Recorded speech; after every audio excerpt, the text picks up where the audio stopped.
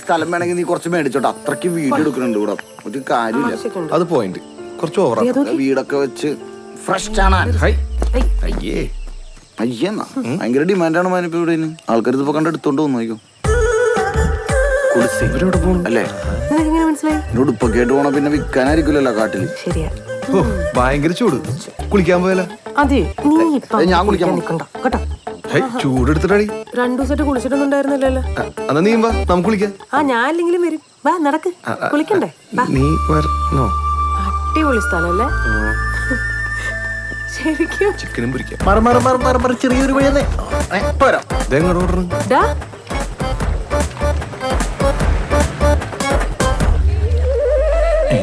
क्या बोलती तू क्या मैं बोलूं? എടാ ജോബ് പണി തുടങ്ങിയടാ. എടാ ഞാൻ വരുന്നതിന് മുമ്പ് അവൻ കയറി പരിപാടി തുടങ്ങിയടാ. ചെല്ലി അവന് കമ്പനി കൊടുക്ക്. ഇനിയിപ്പോ ഞാൻ എന്തിനാ ഇറങ്ങണേ? ചെല്ലി എപ്പോഴാ എത്തി ഇവിടെ? പോ. അവന്റെ ഒരു ഭാഗ്യം.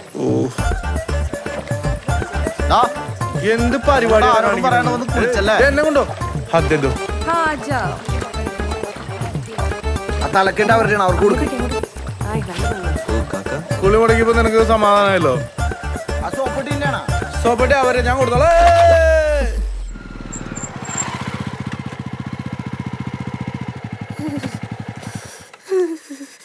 തണുക്കുന്നില്ല. അത്ര കണപ്പുണ്ടോ? ഇതെവിടെ പോണു? എവിടെ പോണു? എനിക്ക് കുറച്ച് പരിപാടി. എന്ത് പരിപാടി? പരിപാടി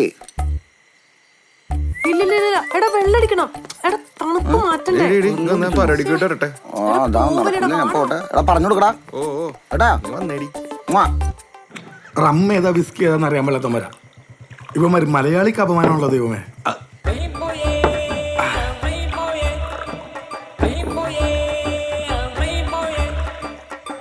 വിസ്കി ഇവന്മാർ അടിക്കേണ്ട കാര്യമില്ല. അയ്യോ നിങ്ങൾ കയറണില്ലല്ലോ, പോകുമ്പോ കൊണ്ടുപോവാ. 6 അടിച്ചപ്പോഴേക്കും ഫിറ്റായില്ല.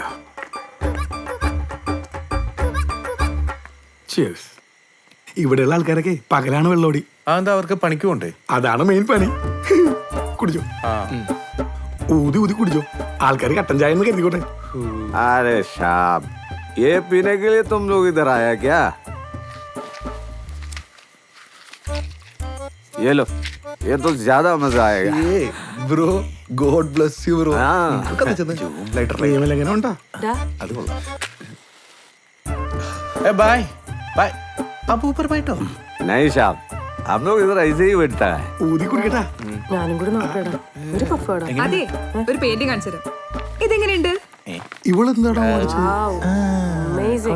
രണ്ട് ബുൾസ് അടിച്ചു വെച്ചോണ്ട് ഇങ്ങനെ കാണിച്ച്. പച്ചമുളക് അരിഞ്ഞു വെച്ചിരിക്കുന്നു, ഒരു കല്ല് ചൂടായിരിക്കുന്നു, 2 ബുൾസ് ഇട്ട് വെച്ചിരിക്കുന്നു, സാധനം റെഡി ആയിരിക്കുന്നു. അത് മറിച്ചിട്ട് കഴിഞ്ഞ് അടിപൊളിയായിട്ട് കഴിക്കും. അതാണ് സംഭവം. ആണോ? ഒന്ന് പോടാ. ഇയാള് ഡാർക്കാണല്ലോ. അതെ, നിങ്ങൾക്ക് ഈ ചായക്കടയും ഭക്ഷണത്തിന്റെ പരിപാടി മാത്രമേ അറിയുള്ളൂ. വേറൊന്നും അറിയില്ലേ? വേറൊരു ചിന്തയില്ലേ? ഫുഡാണ് വലുത്, ഭക്ഷണമാണ് വലുത്. ജീവിതത്തിലെ ഫുഡ് മാത്രമല്ല വേറെ പല കാര്യങ്ങളും ഉണ്ട്. അതെന്താ നിങ്ങൾ മനസ്സിലാക്കാത്തെ? നിനക്ക് പടം വരെയല്ലാതെ വേറെ വല്ലതും അറിയോ? എനിക്കറിയാലോ. എന്തറിയാം? നിങ്ങൾക്ക് ഫുഡ് അല്ലാണ്ട് വേറെ എന്തെങ്കിലും അറിയാമോ? ബുൾസേ ചുട്ടുതരാൻ പറ്റിയിട്ടുണ്ടോ എനിക്ക്? അല്ലെങ്കിൽ ചൂടാ സമ്മതിച്ചോ?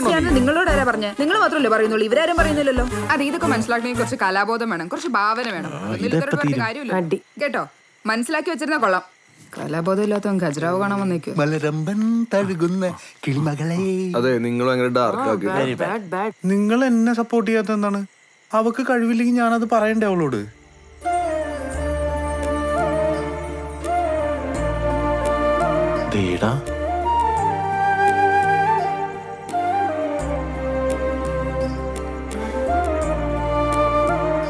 ഇതാണ് ഹേമാവതി, ഇവിടുത്തെ ഗ്രാമപ്രമുഖ് ചന്ദ്രവർമ്മ രഘുവംശയുടെ മകൾ.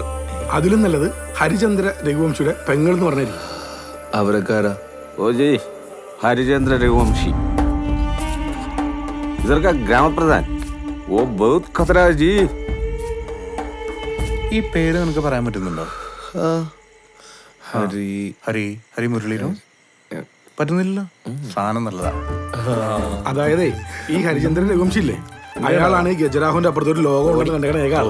ഈ നാട്ടുകാരുടെ അവസാന വാക്ക്. വലിയ ഭൂസ്വത്തിനുടമ എന്ന് പറഞ്ഞാ ഇവിടുത്തെ മംഗലശ്ശേരി നീലകണ്ഠൻ. നമ്മള് നല്ലതാണെങ്കിൽ ഒരു കാര്യമില്ല.